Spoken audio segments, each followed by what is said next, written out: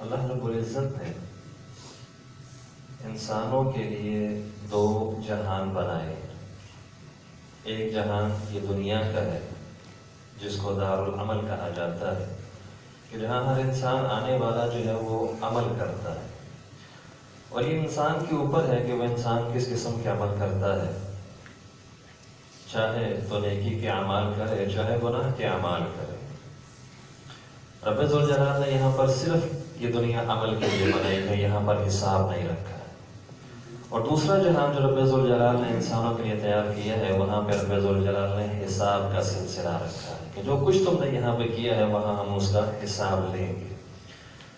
اور کہنے والے نے کہا ہے کہ دنیا جو ہے یہ دارالعمل ہے، یہاں حساب نہیں ہے، اور آخرت جو ہے وہ حساب کا محل ہے، وہاں حساب ہوگا، وہاں پر عمل کی کوئی گنجائش نہیں ہے، وہاں پر عمل کوئی نہیں ہوگا.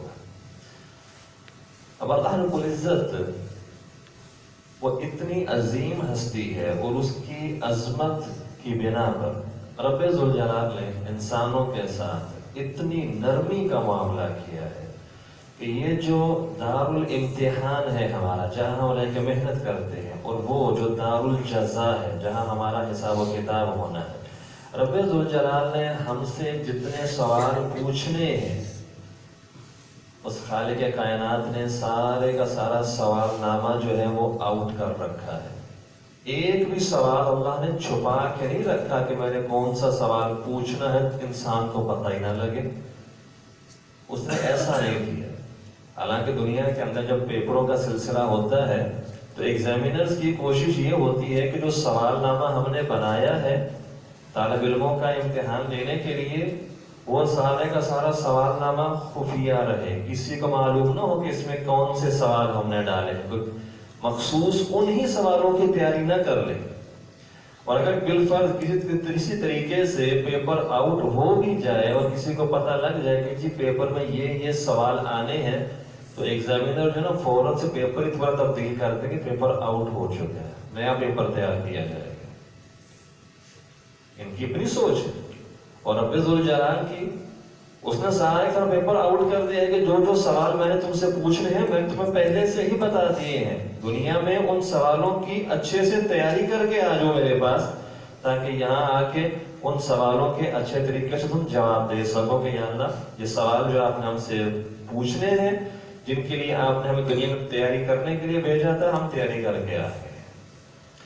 انہی سوالوں کے حساب سے، انہی سوالوں کے بارے میں رسول کریم صلی اللہ علیہ وسلم ارشاد فرماتے ہیں،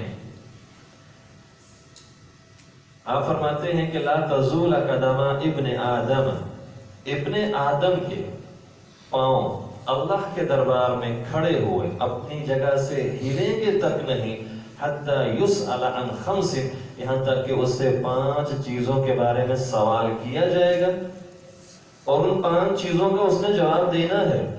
جواب دے گا تو اپنی جگہ سے وہ فارغ ہو کر جائے گا، اگر وہ جواب نہیں دے سکے گا تو وہاں سے فارغ ہو کر نہیں جا سکے گا. اور دنیا کے اور اس کے امتحان کے اندر ایک بہت بڑا فرق اور بھی ہے. ایک تو فرق یہ ہے کہ اس نے سوال نامہ سارا آؤٹ کر رکھا ہے. دوسرا فرق یہ بھی ہے کہ رب ذوالجلال کا جو سوال نامہ ہے اس کے اندر آپشن نہیں اللہ نے رکھی. سوالوں میں اختیار نہیں رکھا ہے کہ جی چلو یہ سوال تمہیں نہیں آتا دوسرا سوال کر لو، دوسرا نہیں آتا تیسرا سوال کر لو. جیسے یہاں آپشن ہوتی ہے کہ چلو ٹھیک ہے آپ کے پاس 7 سوال ہیں، آپ 5 کر لو، 2 کی آپ کو چوائس ہے. وہاں چوائس کوئی نہیں ہے، وہاں پر جو سوال آپ کے سامنے آ گیا آپ نے سوال کا جواب تسلی بخش دینا ہے. اگر نہیں دے سکے دوسرے سوال کی طرف جانے کی کوئی گنجائش نہیں ہے. پہلے سوال کا جواب کلیئر کریں گے تو دوسرے سوال کی طرف جائیں گے. اگر پہلے سوال کا جواب کلیئر نہیں کر سکے دوسرے کی طرف کی کوئی گنجائش نہیں ہے. وہیں سے نتیجہ نکل جائے گا کہ اس کو لے جاؤ جہنم کی طرف، باقی سوال نہیں پوچھے جائیں گے. ان 5 سوالوں کے اندر جب فرمایا کہ بھائی جب تک ان 5 سوالوں کا جواب نہیں دے گا اس کے قدم اپنی جگہ سے ہلیں گے تک نہیں. ان میں ایک سوال رسول کریم صلی اللہ علیہ وسلم فرماتے ہیں کہ رب ذوالجلال بندے سے پوچھیں گے من این اکتسب المال، بندے مال کہاں سے کمایا تھا، اس کا جواب دے. کتنا بنیادی سوال ہے انسان کی زندگی کے اندر. ہر انسان اس دوراہے سے گزرتا ہے مال کمانے کے سلسلے کے اندر. اللہ رب العزت پوچھ رہے ہیں بندے مال کہاں سے کمایا تھا، اس کا حساب دے.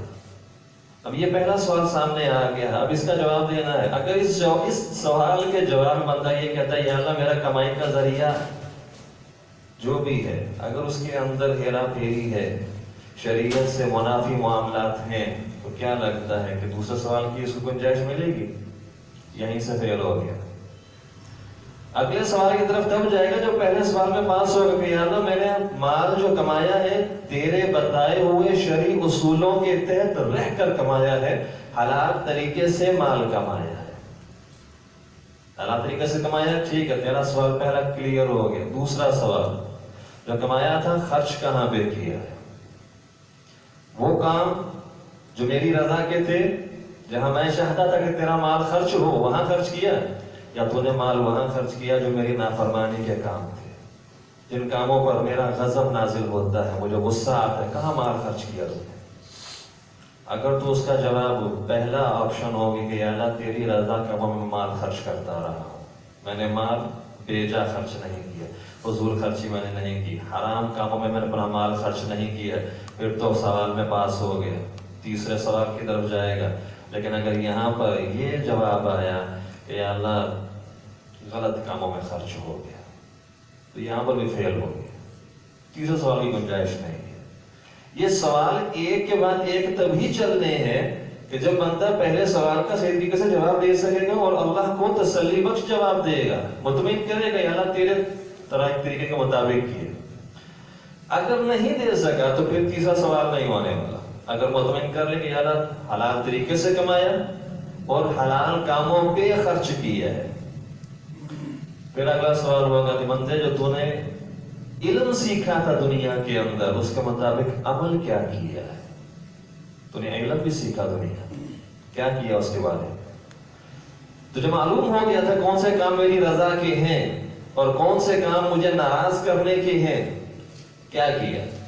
جب تجھے معلوم ہو گیا کہ میں کن کاموں سے راضی ہوتا ہوں، تو نے وہ کام کیے؟ جب تجھے معلوم ہو گیا کہ ان کاموں سے میں ناراض ہوتا ہوں، ان کاموں کی وجہ سے میرا غضب نازل ہوتا ہے، ان کاموں سے پرہیز کی؟ اگر تو ہاں تو پھر بچ گیا، اگر نہیں تو وہیں پر پھنس گیا۔ پھر اگلا سوال رب ذوالجلال پوچھیں گے۔ اگر تیسرے سوال میں پاس ہو گیا تو پھر چوتھے سوال کی باری آئے گی۔ آپ فرماتے ہیں پوچھا جائے گا عن شبابہ، اپنی جوانی کا بھی چل حساب دے، تیری پوری زندگی کا سب سے سنہری دور، سب سے سنہری دور تیری جوانی کا دور، بتا کیا کیا اس جوانی کا، کہاں پہ لگا؟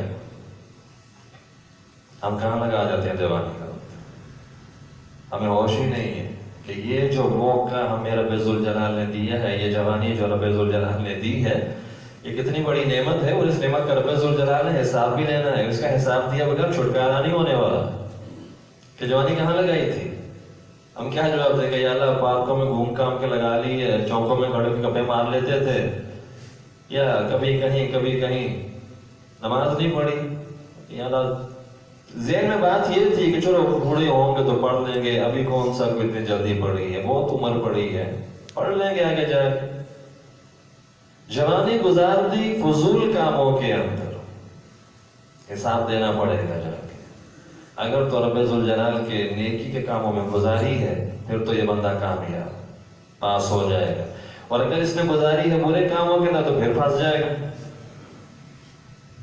پھر پانچواں سوال آپ نے فرمایا کہ عمر ہی، چلو ٹھیک ہے جوانی تو جیسے سے گزر گئی، بتا اپنے جوانی کے بعد کی جو عمر تھی اس میں کیا کیے؟ تجھے جوانی کے بعد بھی ہوش آئی تھی کہ نہیں آئی؟ کہ بڑھاپا بھی تو نے ایسا ہی ہمارا گردی میں گزار دیا ہے؟ ٹھیک ہے انسان جوانی کے جوش کے اندر بسا اوقات سستی کے مظاہرے کرتا ہے عبادات کے حوالے سے، اس کو عقل و شعور اتنا نہیں ہوتا، لیکن جیسے جیسے انسان کی عمر گزرتی ہے اس کے اندر ایک پختگی پیدا ہونا شروع ہوتی ہے، اس کی عقل جو ہے وہ سنجیدہ ہونا شروع ہو جاتی ہے، وہ اپنی غلطیوں سے سیکھتا ہے، اپنی زندگی کے مقصد کی طرف توجہ دیتا ہے۔ فرمایا اگلی زندگی میں کیا کیا تم؟ ان عمری فیما افناہ، اس کی عمر کے بارے میں پوچھا جائے گا، کس میں ضائع کی عمر اپنی تم نے؟ تو اگر تو نے عمر جو ہے وہ میری جستجو میں ضائع نکالی ہے، میری جستجو کے اندر مجھے راضی کرنے میں نکالی ہے، پھر تو ٹھیک ہے پاس ہو گئے۔ اور اگر اس کی پوری عمر جو ہے وہ لا دینی میں گزر گئی ہے، दीन से दूरी में गुजर गई है, ना इबादत का कोई शऊर है, ना रब ज़ुल जलाल की नाफरमानी और बगावतों की उसका कोई होश है, फरमाया कि ये बंदा फिर ये हलाक हो गया यकीनी तौर पर।